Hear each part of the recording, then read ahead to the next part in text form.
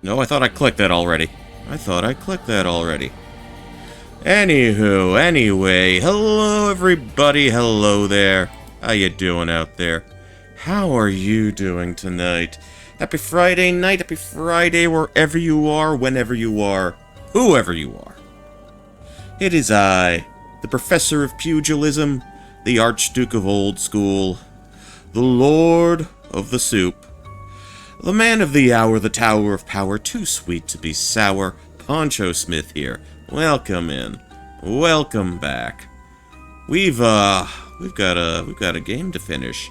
We've got some narrative threads to tie up. This will hopefully be the last time I stream Paranormasight, The Mermaid's Curse. Some unfinished business to attend to. And hopefully we will take care of that tonight. So, first things first, we've got some endings to take a look at. So I want to check out where we're at with, Mr. Barnum here. Okay, so Kikuko has been subdued. So let's back out of that. So that's going to influence something over here. So let's resume from here. Start from the lighthouse. Let's say we start from the lighthouse, and let's think about our conditions here. We did eventually get the Tame Tobacco from Mr. Avi here. But let's say they were able to successfully subdue Kikuko.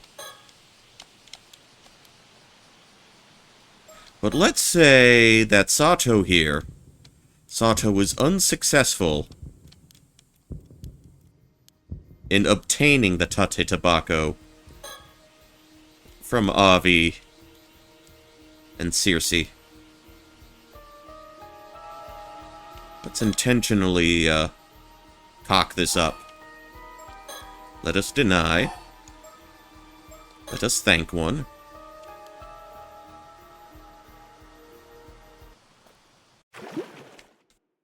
Let's see where this gets us. Huh.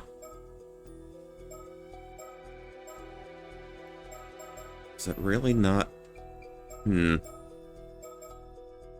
Hold on.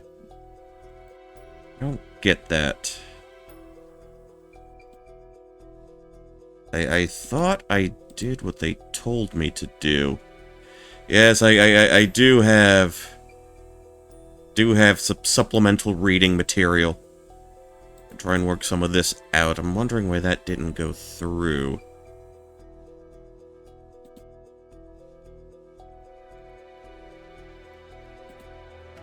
Endings 2 and 3.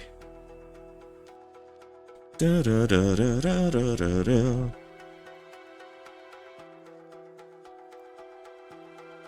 Okay.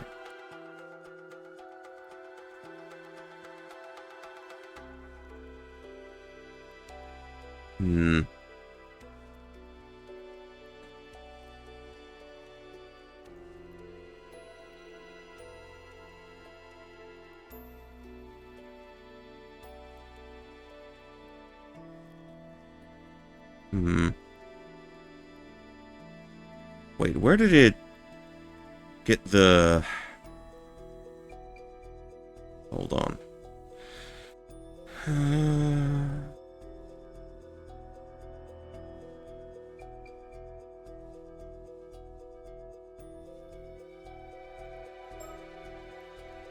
Wait a second, what are they asking me to do?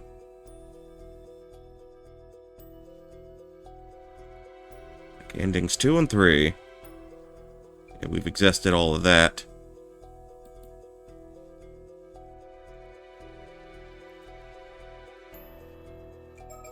Yeah, I'm at the claim chapter. Okay.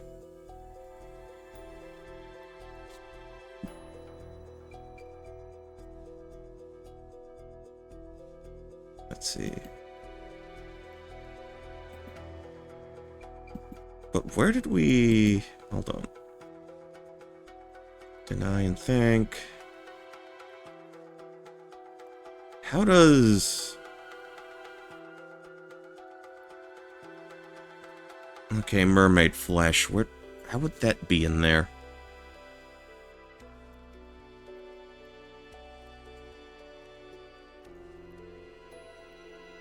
Okay, endings 4 and 5. We have those.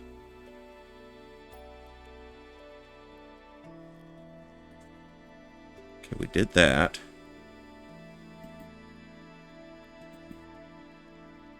Okay, exhausting luck. We need a plan. Conclusion. Okay, so that's taken care of.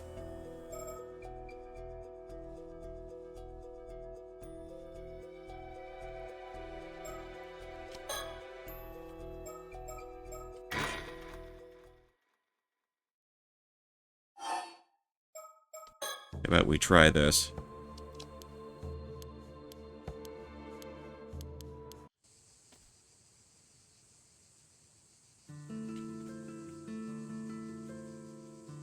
Okay, there's a keychain.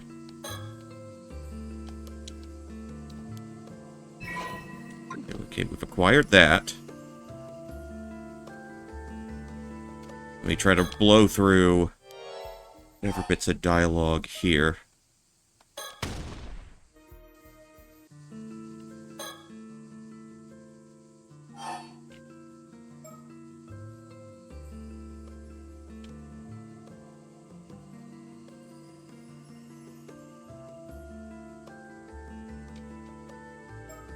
Wait, why is... Huh.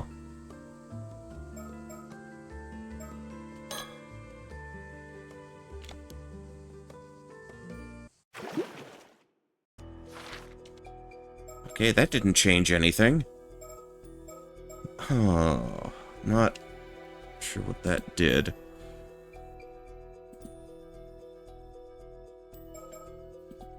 Tell you what, why don't we do something else for right now? Why don't we try something else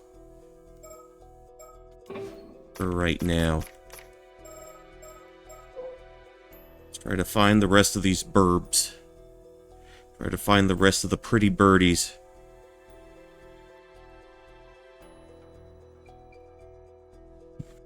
Okay, let's do that.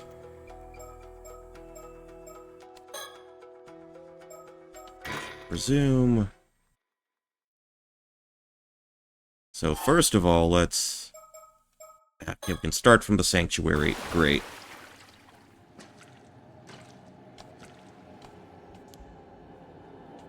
Turn the light on. Look to the right.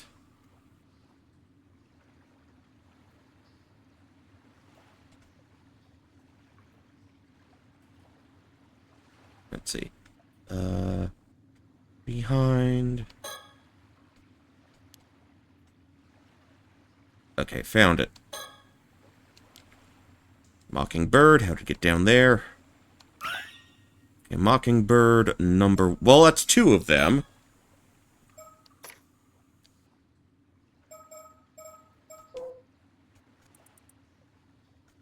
Okay, Jiving Javas. Okay, adorable. Can I go back to the story chart?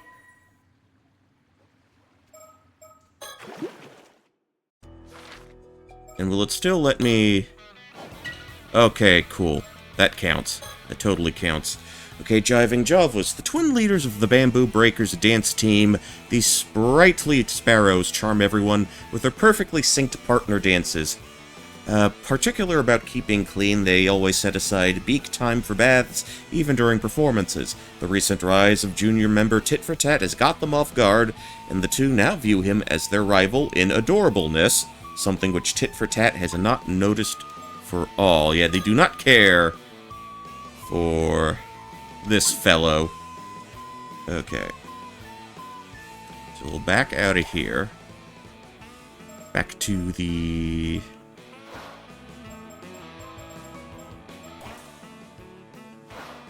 story chart. Okay. Next we gotta find, Yumeko. Okay, Futamigara. Recollection. What do we do? What do we do? Let's turn around. Okay, they hid it in the shadow. Mockingbird 2. Now, which one is you? Okay, we've got the Turninator. Alright. Turninator, you have been discovered. You are in the fold now. You are in our back pocket, where you belong. Okay, back to the story chart. But they'll still count it as gotten. Still count it as obtained. Okay, the Turninator, Little Turn, the captain of the raid team for the Rebels' Roost delinquent crew, although the sight of him skimming the water during his daring dives is awe-inspiring in itself. He also commands the respect of the rest of the gang for being the first one to gain their trust of their maverick leader, Don Heron. These two are tight.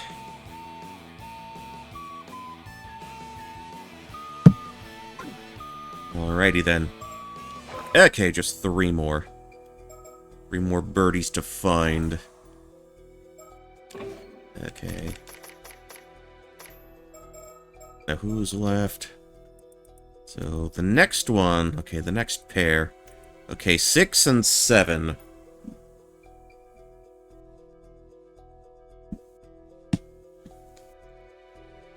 Let's see. Alright, so let's go diving again. Go diving with Yuza. Okay, move that back a bit.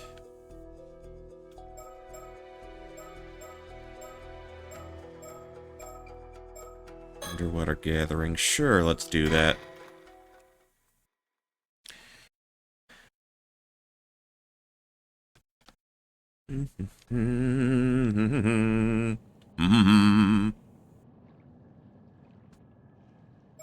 I know getting all the birds does something, I'm not completely sure what. Okay, we need to approach a very large stone formation.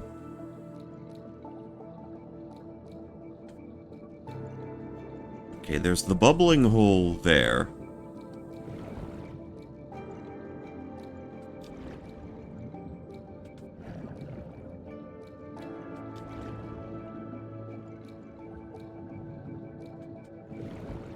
Should be on the back. One of these rocks.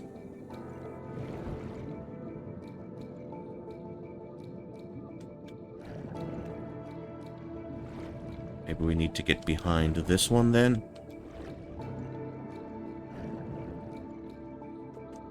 Yeah, I should be seeing a question mark of some kind.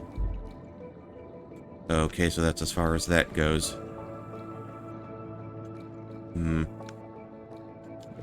Okay.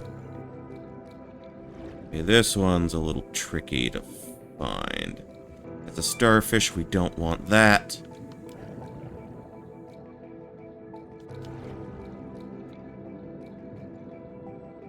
Was it on the back of this rock? Was it on the back of another rock?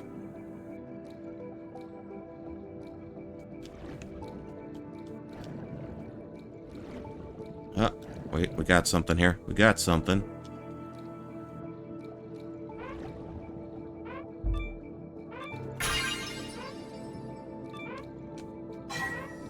Alright, back to the boat.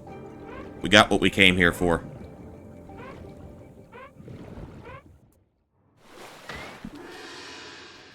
Gathering complete. Mockingbird number 6. Alright, that is safely in hand. Back to the story chart. Let's do that. And the next fellow... the Gull Father. Black-tailed gull. The second in command of the Ocean Outlaws hooligan gang, the sharp-feathered bird is instantly recognizable by the chic black band on his tail feathers. Beneath his sunglasses, his sharp, red-rimmed eyes are constantly focused on the top spot in the gang, and these ambitions have led him to scheme with others in an attempt to exploit any cracks they can find in Albatross Boss's overwhelming charisma. And that is indeed the Albatross Boss. He wishes to usurp his power. Okay, okay. Alrighty then. So let's head back down to, Yumeko's story again. Go back to the bridge.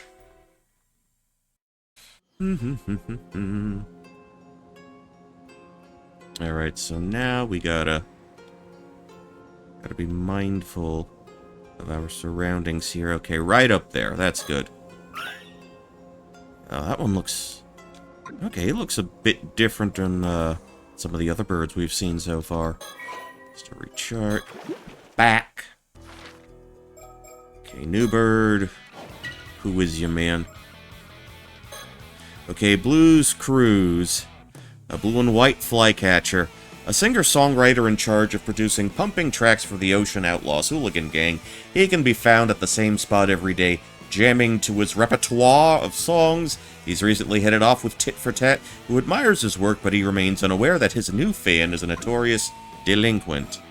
Okay, so that just leaves one more birdie. One more pretty bird.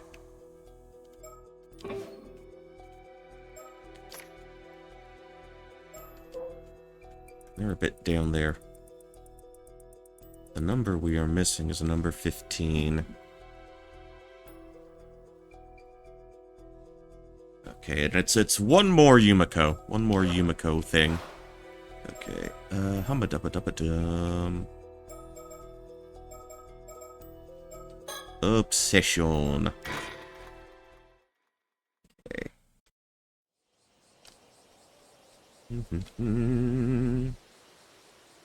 Alright, let's speed through that.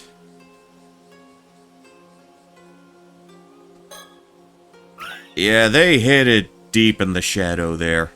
It's a fucking turkey. Okay, you found all 20 mockingbirds. The Mockingbird Theater has been unlocked. Okay, swell. Outstanding. Story chart. Let's go.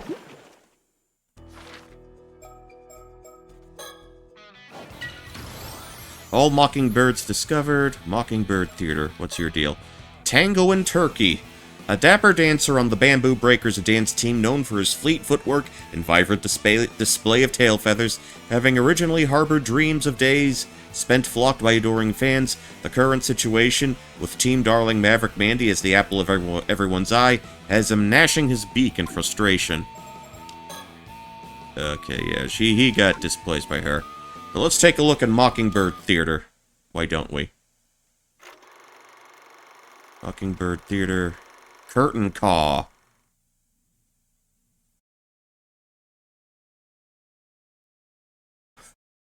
Well, looks like the sun's shown his big, bright mug. Guess it's time, then.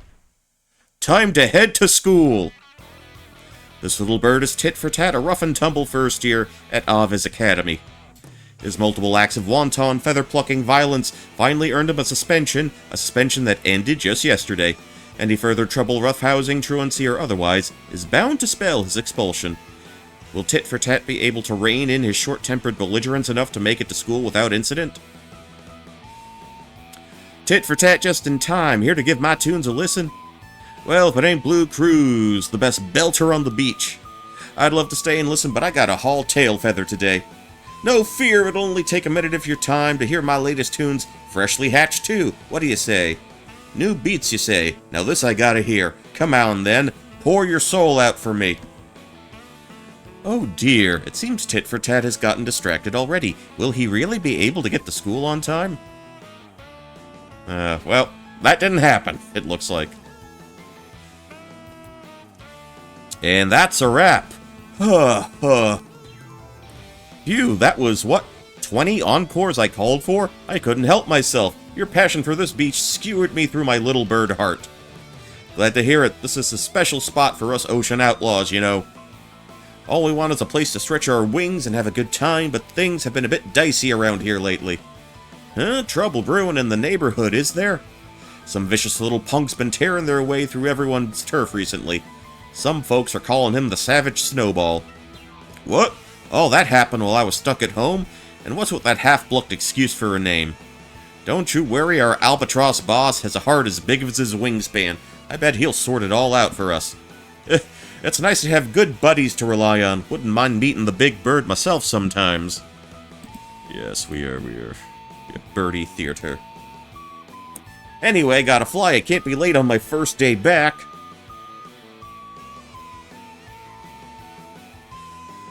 He's on the football field. Okay, seems Tit for Tat is finally on the road to school. His early rise means that he still has time to spare, but the clock is ticking. Good morning, Tit for Tat. Looks like your suspension's finally over, huh? If it ain't Tut and Teal from next door, what's got you out here so early? Practicing your festival dance? Oh, it's not for a festival, silly. We're the step dancing stars, the bamboo breakers, and this pedestrian zone is our stage. Don't blame me when the other members get mad at you if you keep getting it wrong on purpose like that. Hold it right there. Those perfectly synchronized shouts. It's the twin leaders of the Bamboo Breakers, the Jiving Javas. So the punk thinks he can get away... Hold on, they're going too fast. So the punk thinks he can get away with calling our slick steps a festival dance, eh? Bet he thinks he can charm his way out of it with that adorable baby face. But he knows what's up. Lovable looks cut as deep as any talon. Damn straight, the three of us together would be... What the fuck? Damn straight, the three of us together would be unstoppable, a trio of pure preciousness. We take the streets by storm, the world would be our eggshell. We get the sticker treat... Motherfucker. We get the sticker treatment of our dreams, and then... So we pissed away another 20 minutes. Cool, man, cool. Tit for Tat, we challenge you to a dance-off. And if we win, you have to join the Bamboo Breakers. Well, I can't deny the strength of your passion. Get ready to kick up your heels. You've got yourselves a dance-off.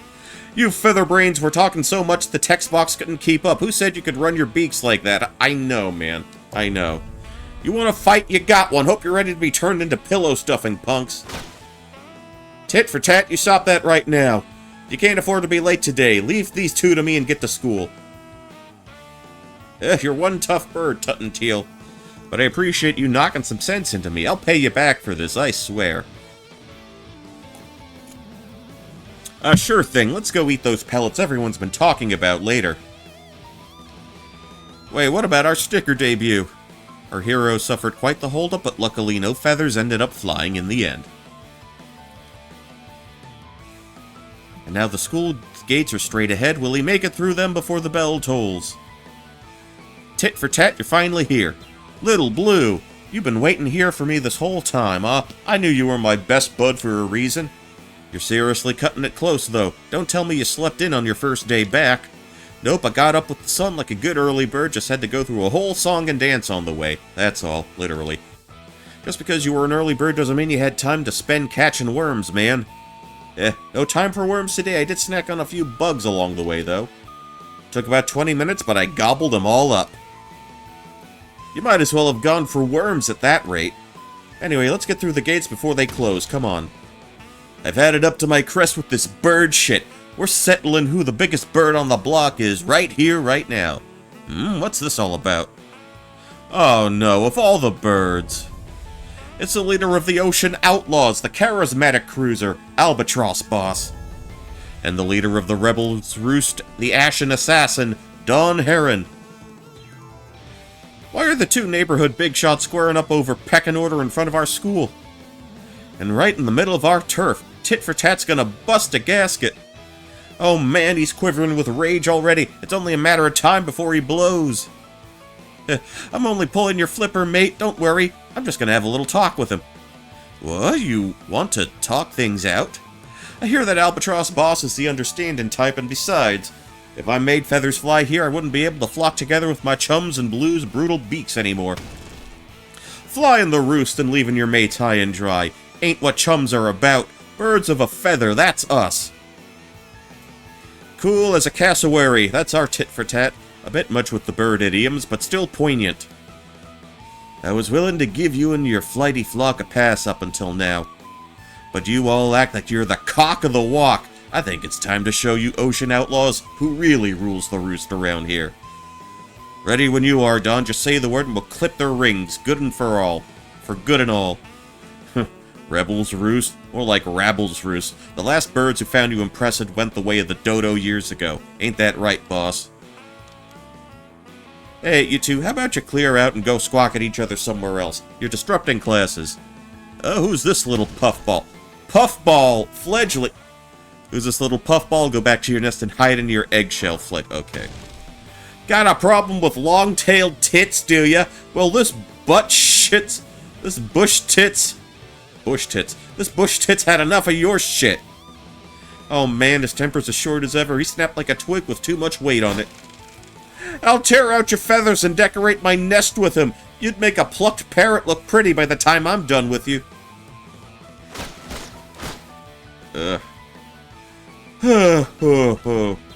Amazing, he tore through the local heavyweights like they were damp nesting material. But it looks like it ended too quickly to cause an uproar. Come on, let's go before the teachers notice. Those are some serious moves back there. Not that I'd expect anything less from Savage Snowball himself. Huh? What's that you called me just now? The Savage Snowball. Man, I wish I had a cool nickname like that too. Who are you calling a snowball, punk? Eep, you're flying off the handle again. And so Tit for Tat's legendary rampage began. It lasted until well after the school day had ended. And ended up landing him a full-fledged expulsion from Avi's academy.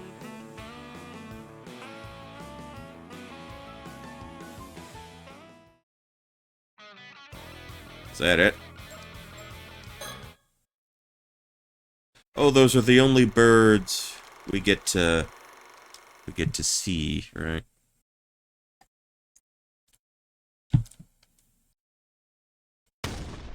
Okay, yeah. Guess that's it for the birds. Okay, let's get out of here. Back to the story chart.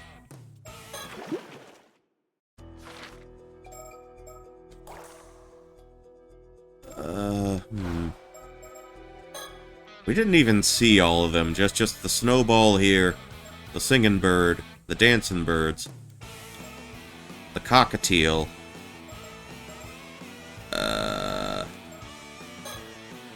Little Blue, and the albatross and his right-hand man, and Don Heron and his right-hand man. Yeah, there were a bunch we didn't see. Only saw a fraction of them that time. Okay, so what's the deal with...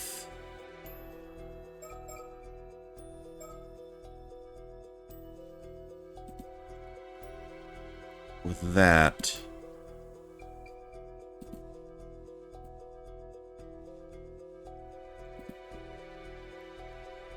Okay. Dazing puzzle.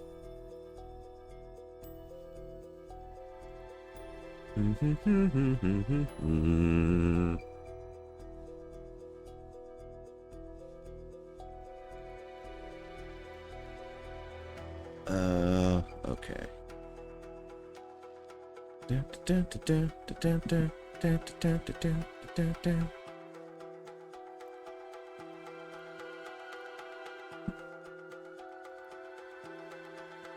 Okay, I'm not sure what we need to do with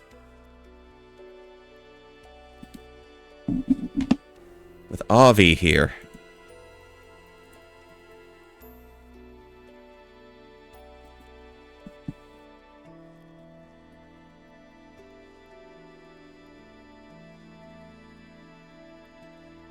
See, we did that.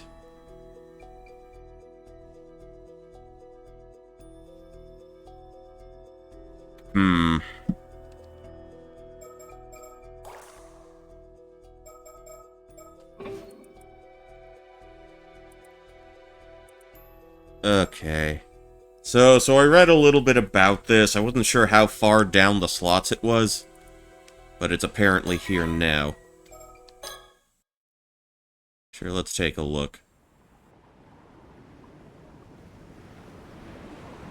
Oh. Okay, I still have that message you left me, you know. Wait, do you? But it must have dried up ages ago. The thoughts I wove into it should have faded, too. Surely you can't hear the message anymore? Yep, I can't hear a word. But it doesn't matter, it's an important memento and a part of you as well. That's enough for me to treasure it. Oh, come on, you're going to make me blush. I don't know what's going on here. I was really happy when you shared this with me all that time ago. Well, you know.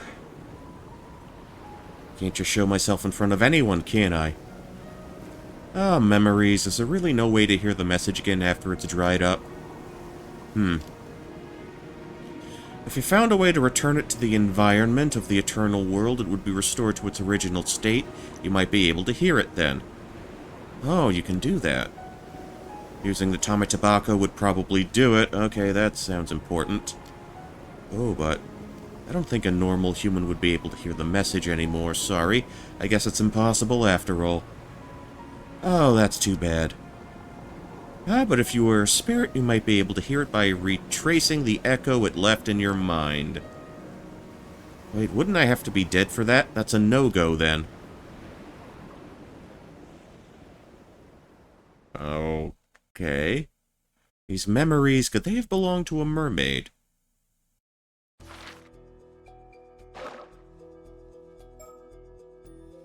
Okay, so we did that.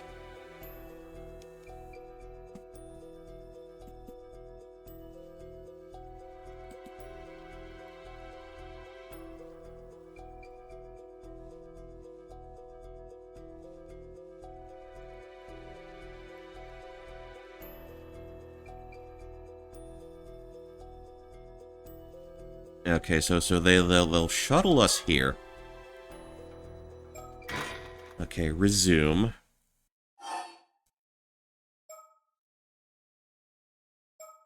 Okay, now that got reset.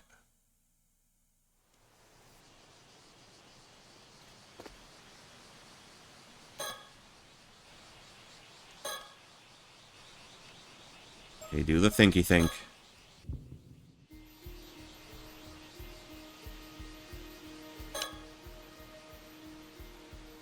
Okay, so now we do this like we're supposed to.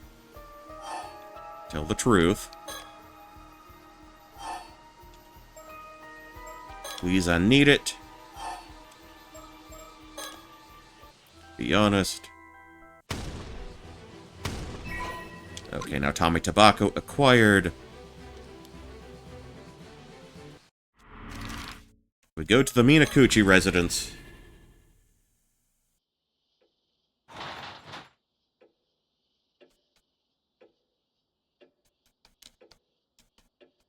You know no one is here. Now, now, we should be able to interact with this now. Something Suyu once showed you, here it is.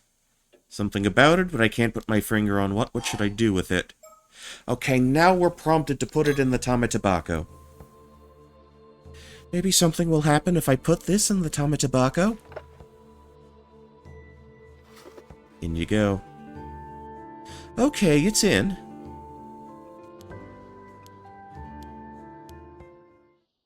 Nothing happened. Darn.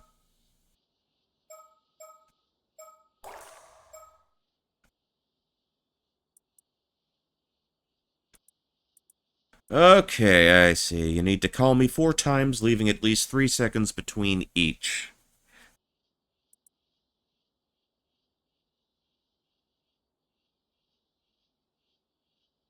Okay.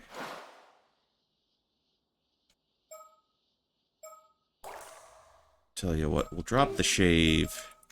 Like so. Just in case.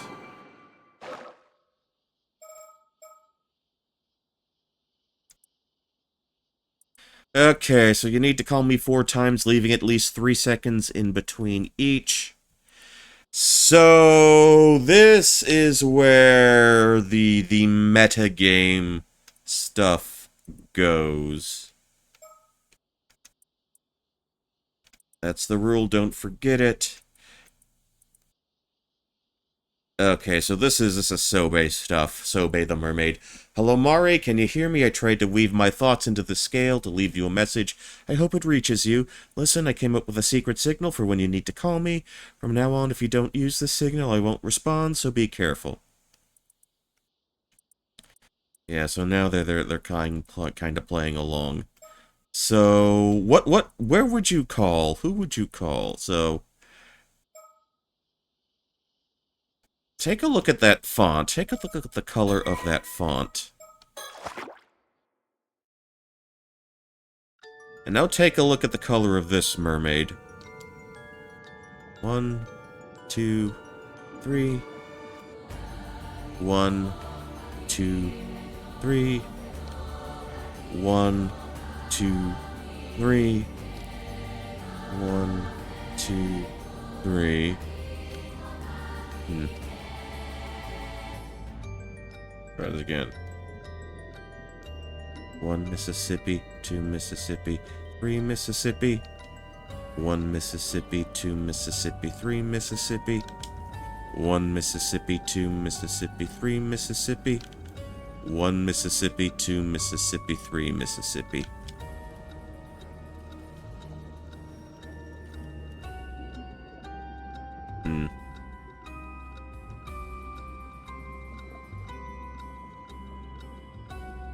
One, two, three.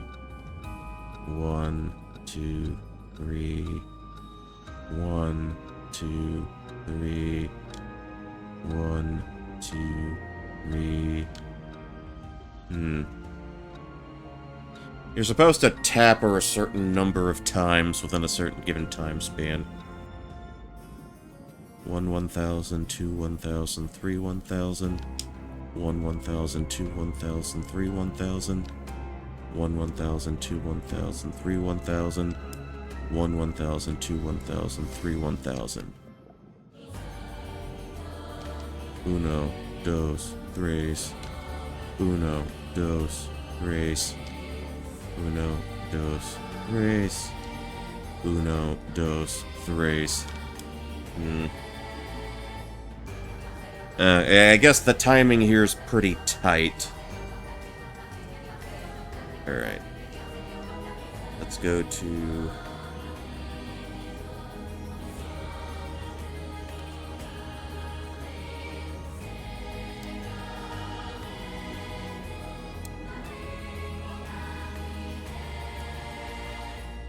Ah. Okay, stop that. Go to timer.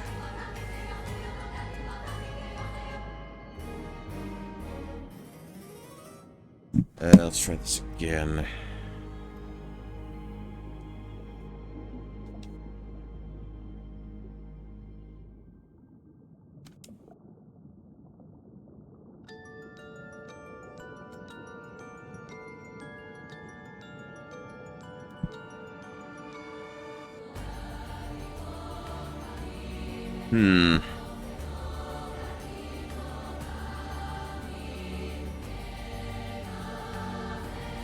Like, do I need to...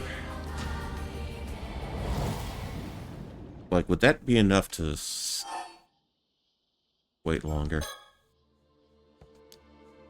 I'm gonna wait a little longer.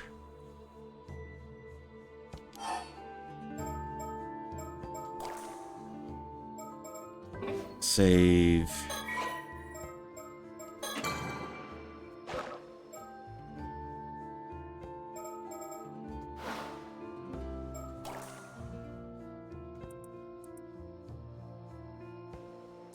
Leaving at least 3 seconds between each.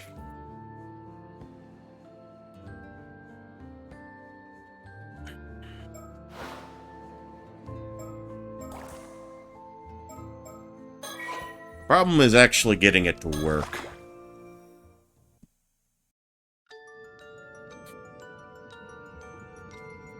One 1,000, 2 1,000, 3 1,000. 1 1,000, 2 1,000, 3 1,000. 1 1,000, 2 1,000, 3 1,000. 1 1,000, 2 1,000, 3 1,000. Do I need to tap a specific point on the mermaid? What do we tap the face? Let's try the face. Okay. Okay. Uno, dos, tres. Uno, dos, tres. Uno, dos, tres. Okay, now she reacts. Oh, you know that signal, don't you? That signal is extremely important to me. I won't just allow anyone to use it, least of all not on some childish whim. So first I have to be sure, who are you?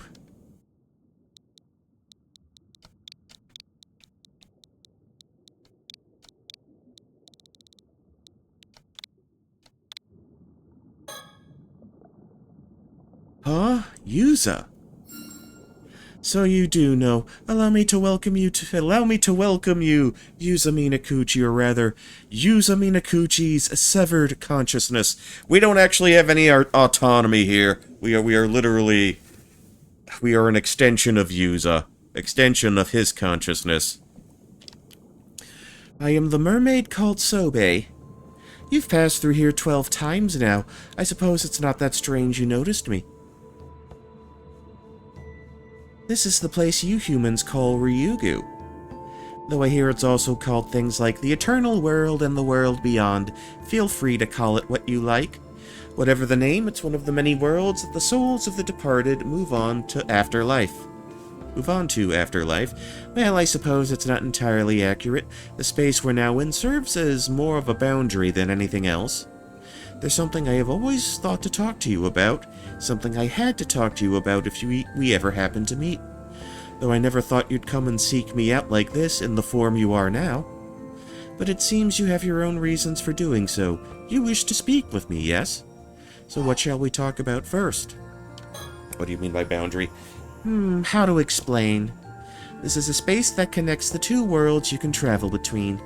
The world of the living Yuza Minakuchi inhabits, and the world that you, a severed portion of Yuza Minakuchi's consciousness, usually exist in. IRL, the real world. Okay. As a spirit, you will always pass through this space when traveling to the world of the living. Normally, something like this would be unthinkable, if not impossible. But it seems you're something of an exception. Okay, had to sneeze.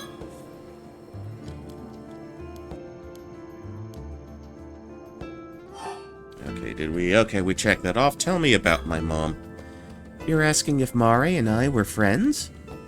I'm only going to say this once. You might be Mare's son, but I won't stand for you intruding upon our relationship. The relationship Mare and I had can't be described by so simple a word as friends. This isn't the only world that the souls of the dead journey to after life, you know. Their number is immeasurable. There are worlds beyond counting. Mare's soul has gone somewhere far, far away. Even here in Ryugu, I won't be able to see her again. So don't ask me anymore. Leave me to my memories of her. Is there anything else? What happened on the day of the disaster? Yes, of course you'd want to know about that. I do owe you an explanation of what happened back then. 5 years ago, on the day the calamity struck. Let's get this out of the way first. I was indeed the one who made you an 800-year immortal. But if you've come here looking for a way to regain your humanity, I'm sorry, but that's no longer possible. Even as a mermaid, there's nothing I can do. You, or rather the Yuza Minakuchi of the mortal world, are now bound to live out the remaining 795 years of your life there, neither aging nor dying. Nothing can reverse this now. Now then, let me tell you about what happened on that day 5 years ago, and about the years leading up to it.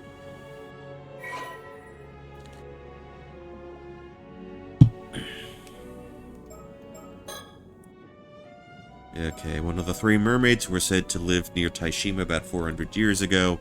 She has since returned to her home, Ryugu.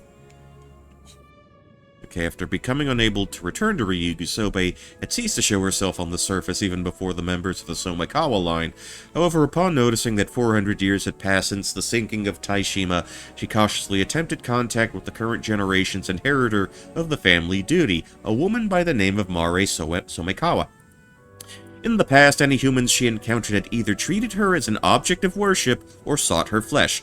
Perhaps as a result, she immediately sensed something was different about Mare, who treated her in a friendly manner from the moment of their meeting and promised to do all she could to return her to Ryugu. There was no pretense in Mare's bearing, and her attitude when speaking to Sobe was casual and lighthearted. Gradually, Sobe began to open up to her. After some time, they agreed on a secret signal and began meeting surreptitiously, growing closer the more they learned about each other. A strange sense of trust came to blossom between them, one transcending the boundaries of their respective species. Mare had originally resolved to remain single and never start a family of her own in order to devote herself entirely to her duty with Sobe. However, Sobe strongly opposed this, saying that Mare's life here would continue even when she was gone, so Mare should not deny herself a possible future with her own family. She had seen how happy one of her former compatriots had been upon finding love, and believed Mare deserved to know such joy as well if she wished to. Mare seemed unbothered at the thought, but said she would consider it if someone suitable ended up coming along. However, that moment came sooner than expected. Upon moving to Kameshima, she met the love of her life, Tosuke Minakuchi. Sobe was delighted for Mare and offered her heartfelt congratulations upon hearing of their marriage. While she did not understand the joy of having a family herself, she was gratified to see Mare so happy. It was Mare's constant wish to be able to introduce her beloved family to her dearest friend, but it was forbidden to reveal the existence of mermaids to anyone, even her husband and child. Eventually, the two reached a compromise. Sobe said she would meet them when the time came for her to return to Ryugu, reasoning that there would be no harm in revealing herself for such a short space of time. The agreement became a cherished promise between them. Thus the years did continue to pass, Mare's son growing all the while, until the day of the Kameshima Southern Sea disaster arrived. In the days leading up to the disaster, a strange rumbling could be heard coming from the sea. Sobe took this as a sign that the storm was caused by the curse of the raging waves. A storm caused by the curse was approaching, and she and Mare mistakenly concluded that this meant the seal on Ryugu's entrance would soon be lifted. Although the timing was earlier than expected, the two were overcome with excitement at the thought that Sobe could finally fulfill her long-held dream of returning home, and couldn't bring themselves to doubt the signs. They put together a plan. Even if the storm were to come while they were out at sea, Mare could use the bronze mirror to suppress it, allowing Sobe to pass through the entrance to Ryugu alone. Resolved that this was where they would part ways, the two spent that final night together talking until the sun rose. On the day their plan would be put into action, Mare took Tosuke and Yuza out into the bay on a boat to introduce them to Sobe as promised. Although pained by having to part with Sobe, she was buoyed by the thought that she would now be able to devote herself fully to motherhood and to her family that had always protected her without reservation.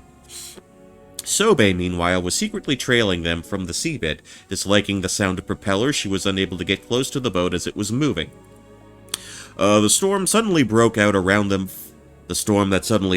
around them far exceeded all expectations. Even the bronze mirror was not enough to calm it, and the sea churned and roiled around them as if the heavens themselves were unleashing their wrath. The small fishing boat carrying the Minakuchi family began to take on water, and it was not long before it started to sink. Sobe immediately rushed to their aid, reaching them just as they had fitted Yuza with a life buoy and gotten him off the boat. The couple still clung desperately to the sinking boat as it was tossed about by the waves. Upon seeing Sobe, Tosuke's reaction was surprisingly composed. Whether already resolved to meet his fate or just mellow by nature, his first response after Mare introduced her was to greet her cheerfully, thanking her for keeping Mare company and expressing surprise that Mare's faraway friend had turned out not to be human. Sobe, however, had no time for pleasantries. Consumed only by the thought of getting them to safety, she tried to carry them all from the boat, but even a single person proved to be almost too much for her. Naturally, she also lacked the strength needed to tow the boat out of danger. Even her nature as a mermaid wasn't enough to allow her to save someone precious to her when it mattered most. Filled with distress at her own powerlessness, Sobe was overcome by a sense of despair. Frantic, she tried to take only Mari with her in a bid to escape the sinking boat, but Mari rebuffed her attempt. She had no intention of being the only one saved. Instead, she and Tosuke pleaded for Sobe to help Yuza, saying that his survival meant more to them than anything else. Sobe could not understand. She refused to. She had prepared herself to bid farewell to Mari, but parting like this was too painful for her to bear. Mari, for her part, continued apologizing to Sobe, despite the looming threat of her own death, concerned for her friend's safety, and feeling deep regret at being unable to see Sobe back home. It was more than Sobe could stand. At that moment, Sobe's innermost feelings came into sharp relief. Part of her, deep down, resented Yuza and Tosuke with all her being. She was happy as long as she had Mari, but Mari had her family to love as well, and yet it was Sobe herself who had wished for Mari to find happiness by starting a family of her own. Overwhelmed by unfamiliar emotions of conflict and self-loathing, she found herself unable to think clearly. Smiling as she clung to the sinking boat, half submerged in seawater, Mari thanked Sobe for her friendship and told her that the days they had spent together had been some of her happiest.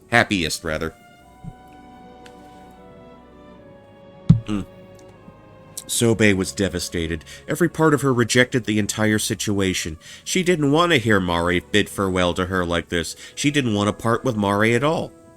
She wanted to grab a hold of her friend and carry her away to safety, by force if necessary. Even returning home to Ryugu no longer mattered to her as much as this, but she couldn't ignore Mari's plea for her to save her son. Wrenching herself away from the sinking boat, Sobe headed to rescue Yuza, all the while resenting the boy for the tremendous love that Mari bore him. Okay. Alright, when she found Yuza, he had been caught up in a whirlpool and was barely clinging to life. Sobe caught herself feeling almost satisfied at the sight, thinking that it served him right. If it hadn't been for Yuza, she could have saved Mari, but Mari's plea for her to save Yuza, that her only wish for him was for him to survive, echoed in Sobe's mind. The next moment, she dragged the dying Yuza out of the whirlpool, pulling a piece off of her own tail, forcibly fed it to him. And, I guess, pulling a piece of her own tail. Fed it to him forcefully. Whether the emotions driving her at this point were a desire to fulfill Mari's wish or hatred towards Yuza, even Sobe herself couldn't say. After carrying Yuza out of reach of the storm, Sobe immediately went to rescue Mari. She finally found her after 3 long days of searching, but her efforts had been in vain. Mari's body was already cold. Someone had died, and it was beyond even a mermaid's power to bring them back. Sobe clung to Mari's body and wept. Never again would she hear Mari's voice calling her name. She laid Mari's body to rest on the seabed, and hiding herself beside it, spent her days mourning, lost in the depths of despair. Several years later, the entrance to Ryugu was unsealed, and Sobe, now with no remaining attachments to the mortal world, made to return home by herself. Before doing so, she went with Mari's sister, thinking to reclaim the mermaid's relic from her. However, put off by the woman's blatant avarice, she found herself unable to muster any interest in her, and ultimately returned without reclaiming the relic, despite knowing full well the misfortune it could bring.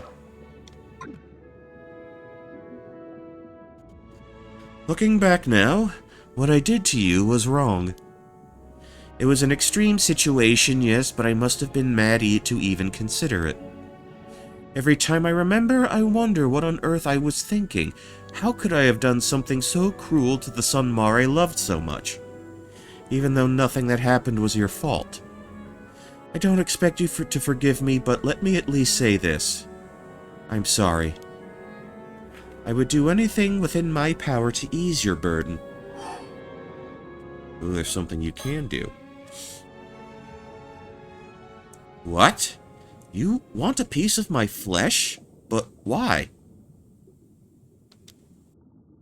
I suppose it's not impossible. You could bring it back to the mortal world using the relic I left there. Normally this would be forbidden, but I suppose I was the cause of all this. Maybe it counts as an attempt at making amends, if nothing else. There, it's done. I'll send it to the other side. You'll be able to take it from the box there. The mermaid flesh has been transferred to the Tame Tobacco. The current holder of the box may claim it as their own from the evening of August 7th. It seems you've done everything you came to do. Then this is where we part ways. Know that I won't respond anymore even if you called to me with that signal. Having a means of calling me was prohibited in the first place. Live and be happy, Yuza, for More's sake, for all the years she never got to see. Be sure to tell him that when you return to him in the mortal world.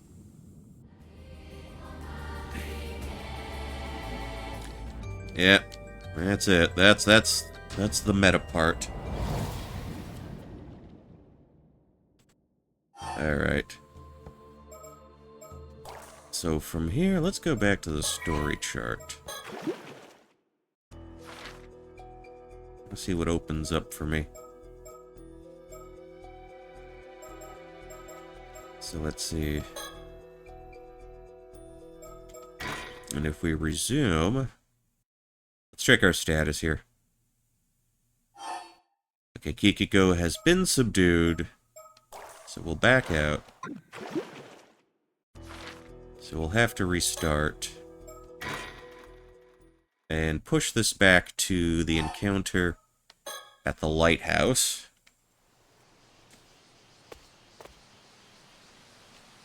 So let's do the thinky poo.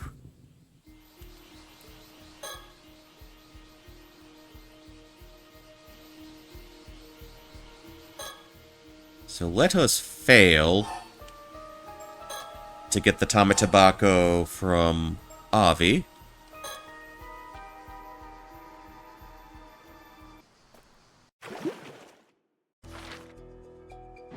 Okay.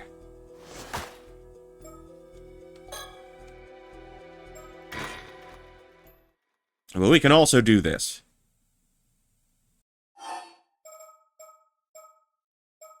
Start from Kikiko's attack. Okay.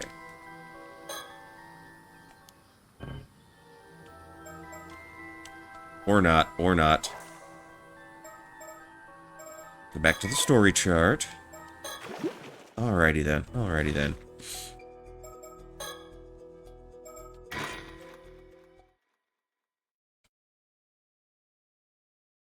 So there's one of two ways this can go.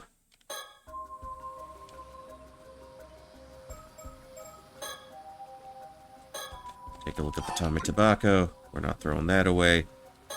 Can throw away the mirror.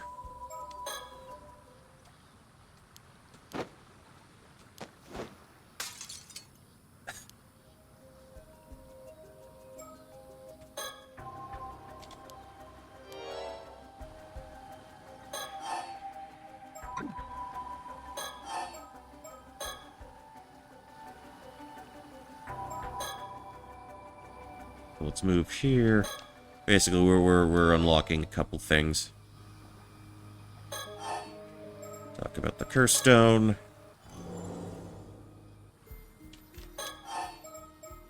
Then the Tama Tobacco again.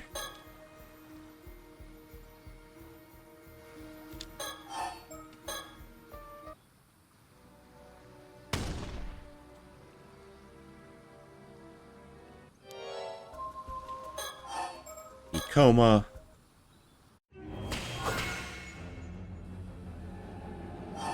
Then we shove. Then we kill.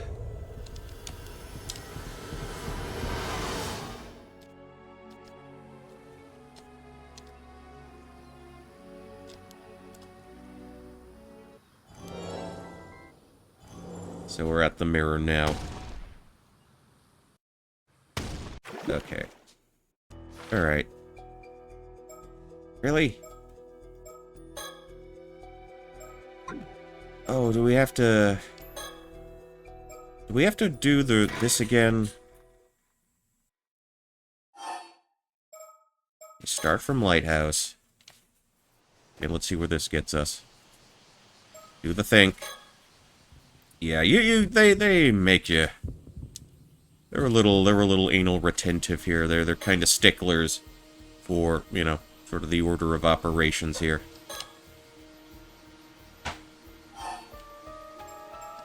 Deny. Wanna thank one. Alright. Let's see what that does for us now. Really? That did nothing?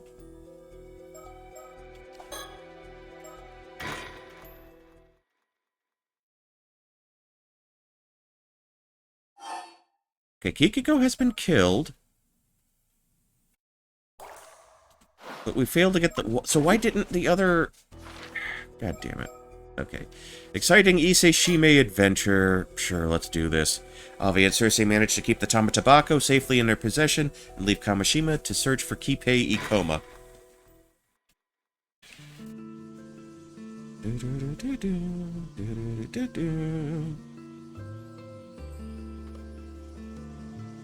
And so Cersei and Avi made their way back to Toba in search of Kipei Ikoma.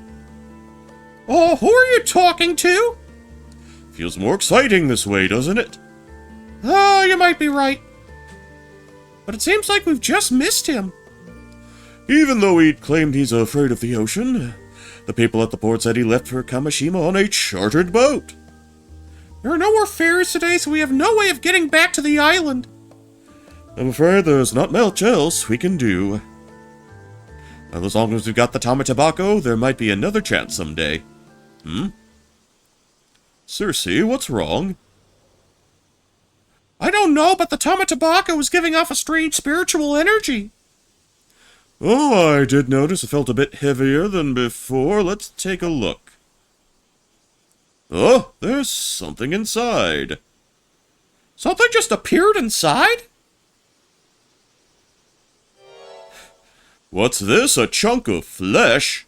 My goodness! Could this belong to a mermaid? Wait, what? Is it real? It exudes an incredible spirit energy. Whatever it is, it's extraordinary. Doesn't this feel too good to be true, though? It could be a trap or a curse. Oh, I actually found it.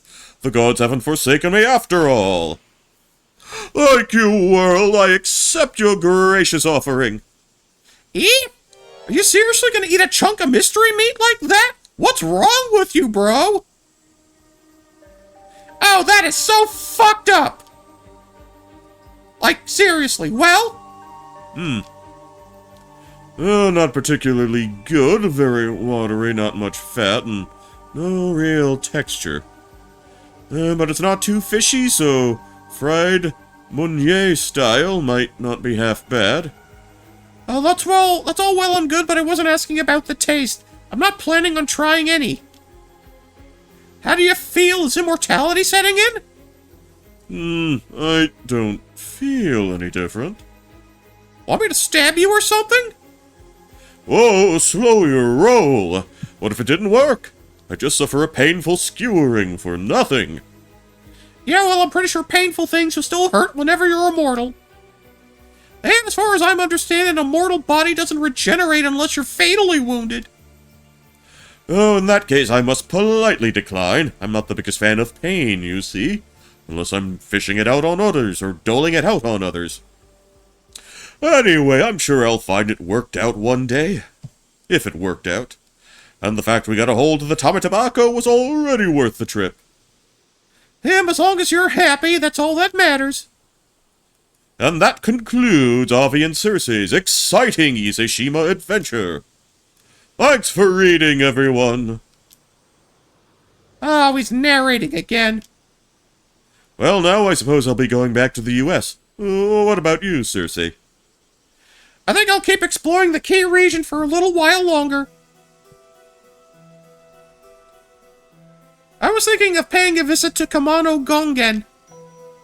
That was the deity of Kumano region, right? That's the one. Actually, it's a collective term for the deities enshrined in the three grand shrines known as the Kumano Sanzan.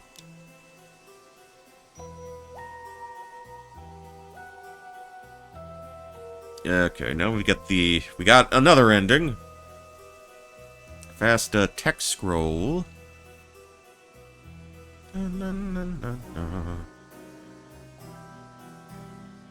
And they just walk off into the distance like that.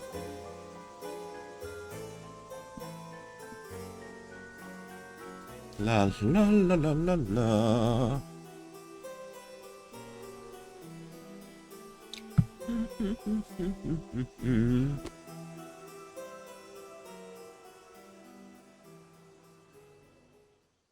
So do we get a okay. And thus, after obtaining the flesh of a mermaid, Ave's wish came true, and he was granted an 800-year lifespan. However, soon after, Avi was detained at the airport by the Paranormal Affairs Bureau under suspicion of murdering Kikiko Tutsui with a curse.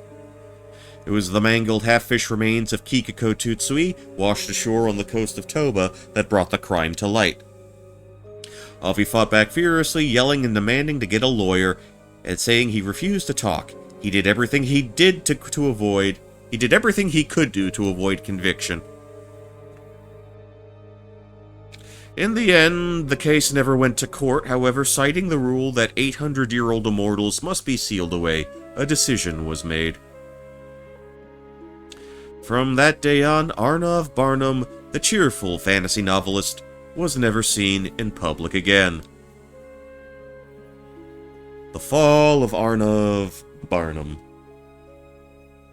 They put him in the deep freeze. Put him to sleep. Let's say we do that again. But let's say Kikiko is not kill. Kikiko is live.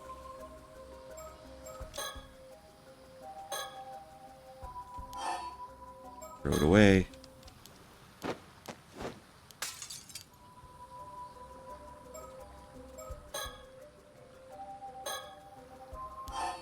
Let's throw that away. And sneakily toss it, so we do the rest of this.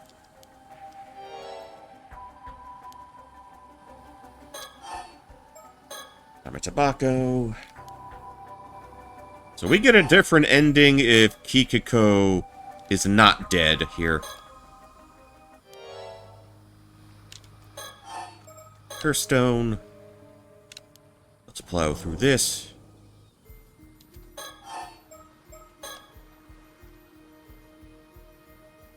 Alright.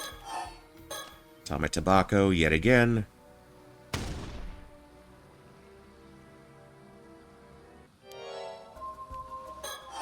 We can talk about Ikoma.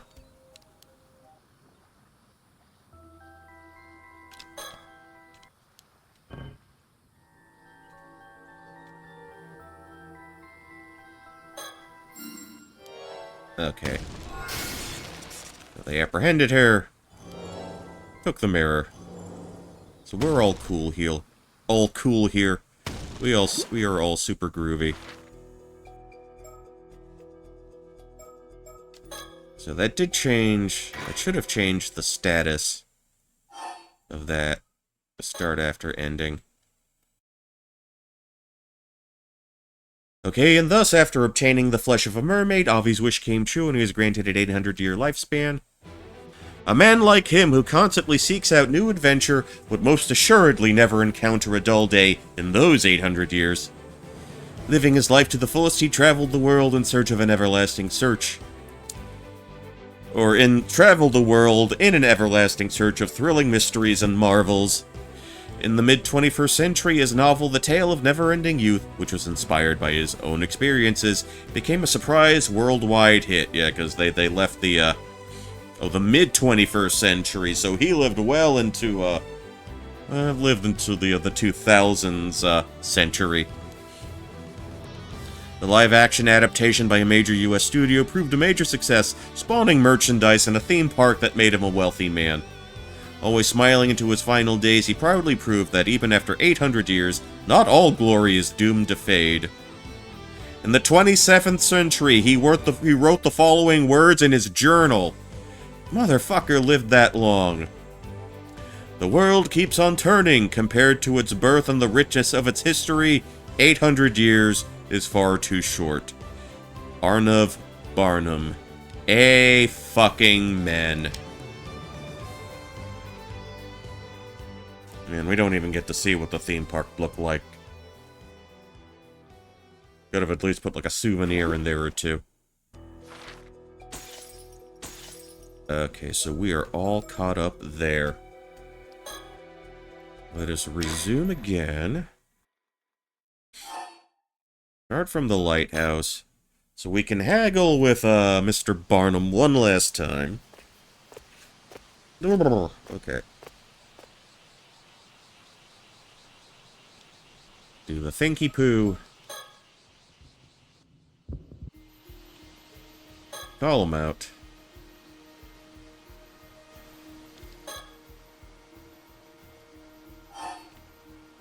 Admit that we are an 800-year-old freak.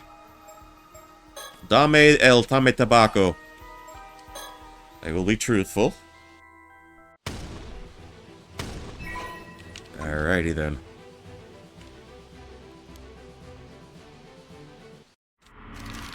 We can go to the Minakuchi residence.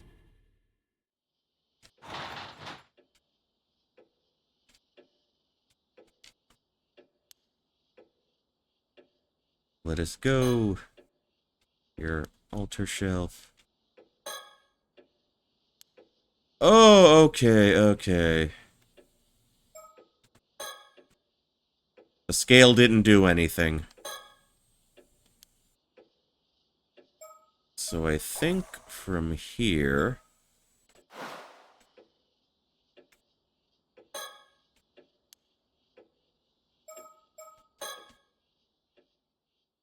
So we can leave with the Tame Tobacco with the mermaid flesh in it. Let's see.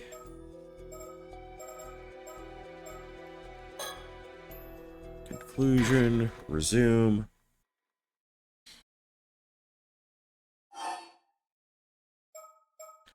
How about we start from the bay?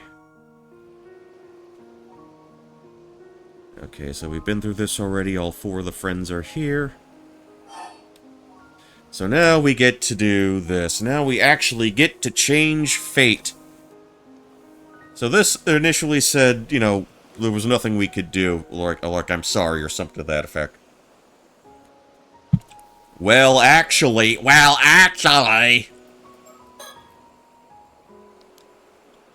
Actually, she's gonna be okay. Huh? Sorry, I've been keeping this a secret, but... Alright, what's going on, man? What's going on, man?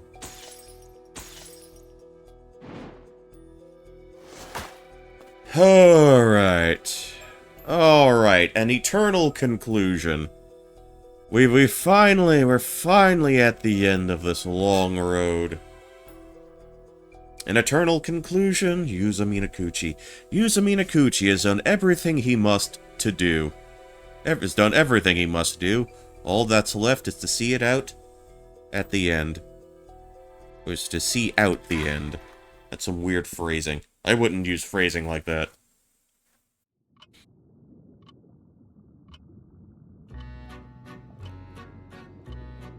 All of your efforts have been truly remarkable. The fact that you are seeing this means all of Yuza Minakuchi's wishes have been fulfilled.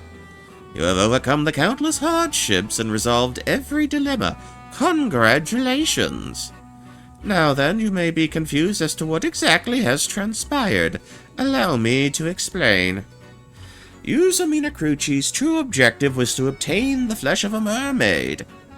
This was to fulfill his oath of making Sato Shiranami immortal again before her imminent demise, that they might live 800 more years together. However, who could have expected multiple curses to strike Kamishima at the very same time? Yes, I'm referring to the curse of the raging waves, born 4 centuries ago, and the curse of Tomoshige, which has built up over 800 years. While such calamities would appear to offer naught but misfortune, as luck would have it, these curses were blessings in disguise. They led Yuza Minakuchi down a path that would otherwise not have been possible. One could very well call it a miracle. The key to all of this was, of course, your efforts. Now, I shall describe each pivotal event of this story in order of its occurrence. One fated day, August 7th, Yuza Minakuchi went diving and searched Kamishima for leads to find mermaids. However, that night, Kipei Koma sent Kikiko Tutsui as an assassin to cause the tragedy of Kamishima, thereby allowing him to capture Sato. This shifted Yuza Minakuchi's priorities away from his search for mermaid flesh, as he is tragically killed and his mission ends in failure. It would seem that fulfilling his wishes was never in the cards, and he instead met with a terrible fate. However, the consciousness lingering within his severed head witnessed something inexplicable. It was the sight of his 800-year-old immortal body, regenerating a new head. With that, a new mind, complete with all memories intact, formed inside the regenerated head of the resurrected Yuza Minakuchi. The severed head then disappeared, yet the consciousness that had remained within it did not return to his body. Rather, it became a spirit that crossed over to the afterlife, what some might call the eternal world. Thus was another consciousness separate from Yuza Minakuchi's primary body formed. And that separated consciousness was you. You once asked, "Who am I?" but I assume the answer has now become clear. This separate consciousness of Yuza Minakuchi remained in the eternal world despite the firm resolve it held, growing ever more anguished over its failure without knowing what had occurred afterwards. It dearly desired to find a way to return to its past self and explain the situation before this failure could take place. So it found its way to the boundary between the mortal world and the world beyond. That is to say, it found its way here to Ryugu. This is the place you laid eyes upon at the very beginning. This is where your duty began. The fact that this place just so happens to be where mermaids reside turned out to be a stroke of luck. But because you would lose all memory of this fact once you passed through the gate on into the mortal world, I stepped in to humbly guide you along your path. Then, as a spirit, you encountered Yuza Minakuchi during his dive to the bottom of the sea. So we were that thing. Because you resembled a phenomenon known as the Tomakazuki, that's it, you were referred to as such. Needless to say, you were not a Tomokazuki. Yet that is how you possessed Yuza Minakuchi and shared your fragmented memories with him. Even so, it was not enough. In your spirit form, you had the ability to use the story chart and travel across space and time to possess other individuals. You entered the minds and memories of various people, jumping between each in turn as you earnestly sought to realize your goals.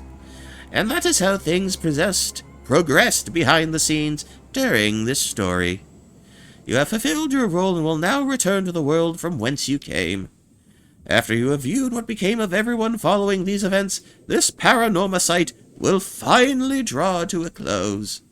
Thank you very much for your diligent attention. Alright. What do we got here now? August 31st. Okay, so we've gone quite a ways away.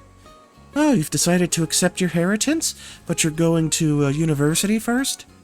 The wheels are in motion for me to take over the family business after studying real hard at university. Your whole life must be undergoing some major changes. Are you managing okay? Don't you have too much on your plate? Actually, about that.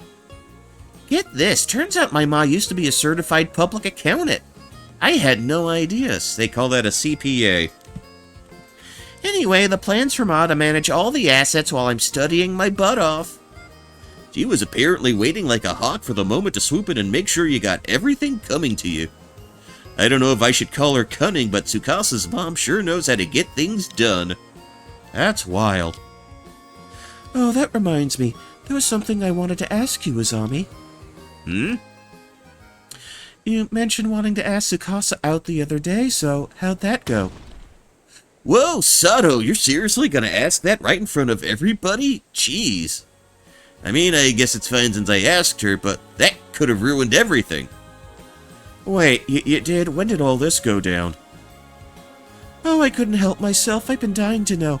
I had to ask even if it messed up your mojo. You sure are something else, Sato. Anyway, if you need answers that bad, you should ask Tsukasa. So what did you say, Tsukasa? How did he ask? Where was it? Tell us already. You're way too invested, Miss Encyclopedia. You know how things are with me right now? The truth is, I haven't given him an answer yet. Oh, but at least it's not an outright rejection. How long are you gonna make him wait? I gotta do some soul searching and figure out how I feel, and I need everything to settle down, so around 4 or 5 years. That long? You're gonna keep leading the poor guy along all that time? Right, and to top things off, she asked for my help in the meantime. Your help? Yep. I want to take over for Old Man Wakamura and make Kamishima the best place it can be. I want it to be way more convenient and bustling than it is now, an island that tourists flock to, you know? That means I'll need to start a business to manage all of that. As you can see, I got loads of stuff to do. That's why I need you to give it your all as the leader of Kamishima, Azumi. Yeah, I guess I want all that stuff for Kamishima too. That all sounds great, and Azami will definitely be a big help. My plan is to have Azami rise up the ranks and help me out with a bunch of stuff. Once he becomes a big shot like the mayor or something, then maybe we can start going out. Well, that'll take too long. I'll be an old geezer by then. See what I mean? This is what I have to deal with. Seems like the cunningness runs in the family. You could just say cunning. Cunningness doesn't... Cunning can be plural, too. Anyway. Well, you've got something to strive for now. Good luck with it. Quit your belly aching, Azami. We're doing this for Sato and Yuza, too, you know. Yeah, I know. We talked it over all before. What do you mean you're doing it for us? Let's just say we were surprised when we heard about you guys the other night. About how you became an immortal yourself 5 years ago, yeah? By that stage, you'd secretly gotten your hands on some mermaid flesh for Sato. And now Sato has become an immortal for the second time. Add the fact that you guys have decided to stay together for the next 800 years, it was a lot to swallow all at once. Yeah, sorry for dropping such a big bombshell on you guys. Also, to be precise, we're going to be together for the next 795 years. What's 5 years when you got centuries? 5 years is a long time. Yeah, he's right. And we're going to discuss the idea of going for another 800 years when we get close to the end. Yeah, okay, whatever. That's up to you guys. Do whatever you want. But don't forget you owe us for keeping such a big secret from us this whole time, got it? For real? See, I told you we should have gotten their advice from the start. Yeah, you have been saying that from the get-go. I know you said you live on the down low in Kamishima because it'd be a whole other thing if people found out about you two, but people will eventually start getting suspicious even if you try to lead normal lives. What are you gonna do then? Well, we kind of assumed it would all work out somehow. It's true, we haven't really thought about that at all. Yeah, we figured as much. That's why we're going to protect the two of you. Huh? We'll make some rules on the island that no one will get suspicious of you no matter how long you choose to live. I mean, it's going to take some time to put our plan into action, but I'm sure we'll be calling the shots around here by the time people start thinking there's something fishy going on with you guys. I was thinking we could build a shrine for you two to live up in the mountains. Oh, a shrine? That sounds incredible. Will she still be able to watch TV, though?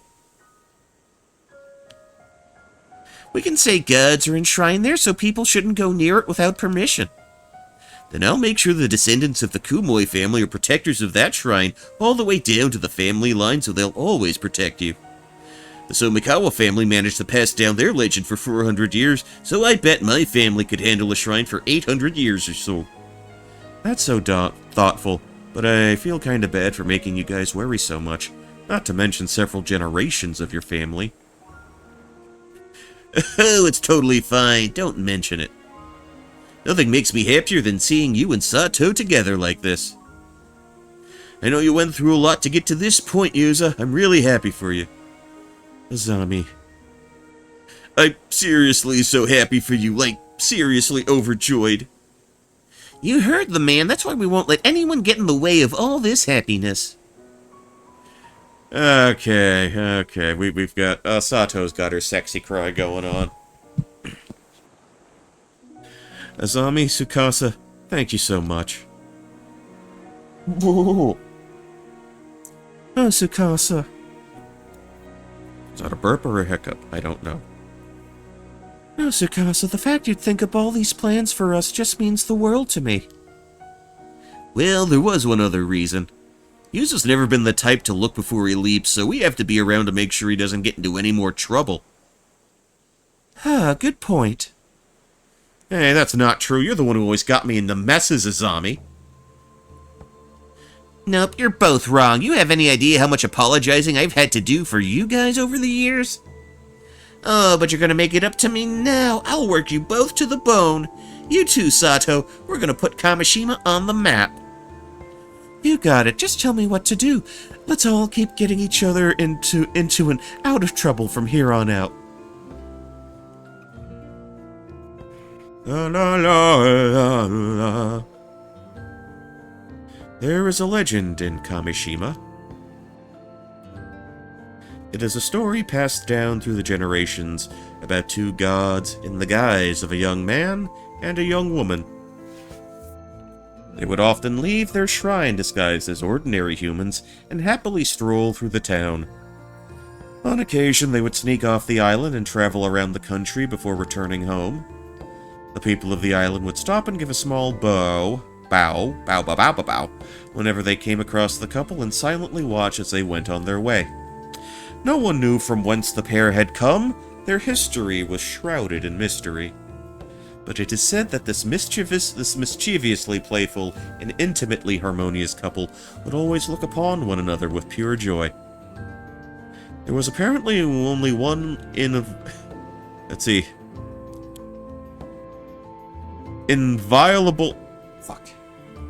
There was apparently only one inviolable rule concerning the pair. One must never sneak up and startle them from behind. So, like, that's what they told each other not to do to each other, I guess, several decades after those events. The country has seen 2 new emperors reign. People with any detailed knowledge of those fateful days have grown few and far between. Now, the Kantakisho ruins of Kamishima have become a sacred place for lovers, with couples flocking to it to strengthen their bonds. On this day, the young visitors who happened to come see the sights spotted a young man and a young woman together on the roof of the Kantakisho ruins, gazing happily out to sea.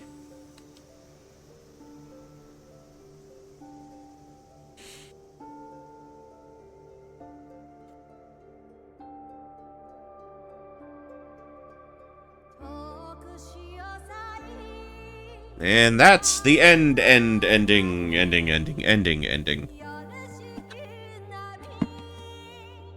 So, yeah. So that's... Yeah, I was kinda caught off guard that they threw a romance plot in there. You know, whereas Mysteries of Honjo was just more zeroed in on, like, horror and suspense. There was a little bit of that here, too, but maybe a little more laid back, not as, like, dark and heavy. So interesting turn they took there. And you know what, I like that, I like that. Again, I guess... Game does get a little carried away with the metagame stuff. You know, but I guess that's kind of the deal going forward. I am wondering if you were expected to... I am wondering how you would have maybe figured out who to talk to. That the Sobe you needed to talk to was at the start screen. Then again, I guess the fact that Sobe's name was in that sort of salmon-colored text might have been the hint for that.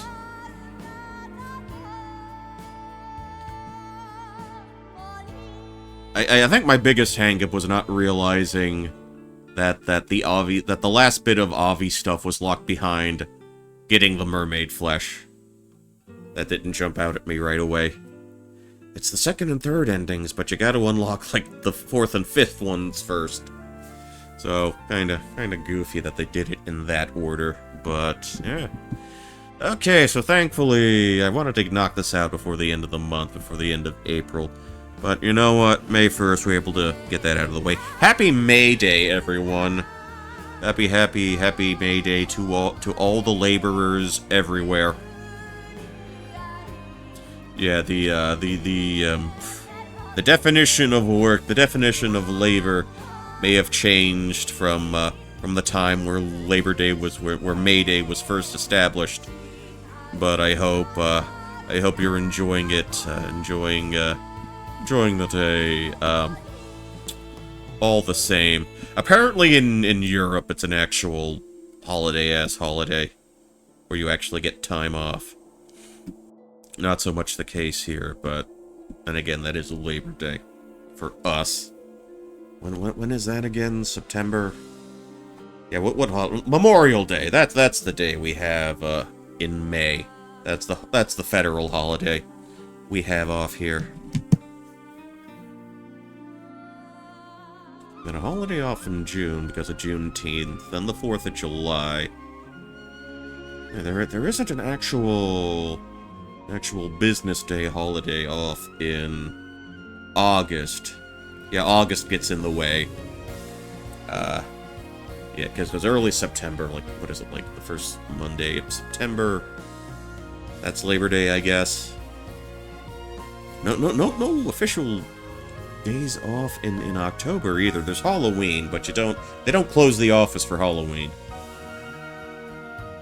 Then you get November with Thanksgiving. Oh, I mean, depending on where you work, you might get Veterans Day off too. I know I had Veterans Day off last year. I wanted to get my COVID booster and flu shot. Very productive day last year. And look at all the pretty pictures we've amassed there. End. They say end instead of fiend. Fiend might have been more appropriate because of the ocean and fish and whatnot. Okay, we can close that down. Any other bits of text? Any other bits of dialogue? Yep. Yep, that looks like it's it. That looks like it's it. We're all good. We're all done and dusted. Alright. So I had nothing else on the docket tonight. Nothing else really planned. I just wanted to get this out of the way. Tie up any little loose ends. But hey, you got an emotional ending, and you got a bunch of birds. You got birdie theater. So hopefully that's adequate enough, and hopefully I'll try to get Metroidvania. This will be the month of playing Metroidvanias. I think I'll start with Cave Story Plus tomorrow. Try that on for size. Haven't seriously sat down to play it in a few years. We'll see how that goes. Who can I raid out to now? Let's take a look-see. Okay, how about this? How about these? Reina_Chu is newly unemployed. Let's go celebrate Reina being unemployed with a raid. I'll ask her what she has in savings, and I'll ask her if she's how much income she's pulling in with this VTubing thing. But anyway, until next time, everybody. This is Poncho Smith signing off, and as always, good night, good luck, and I will catch you all in the next one. Later.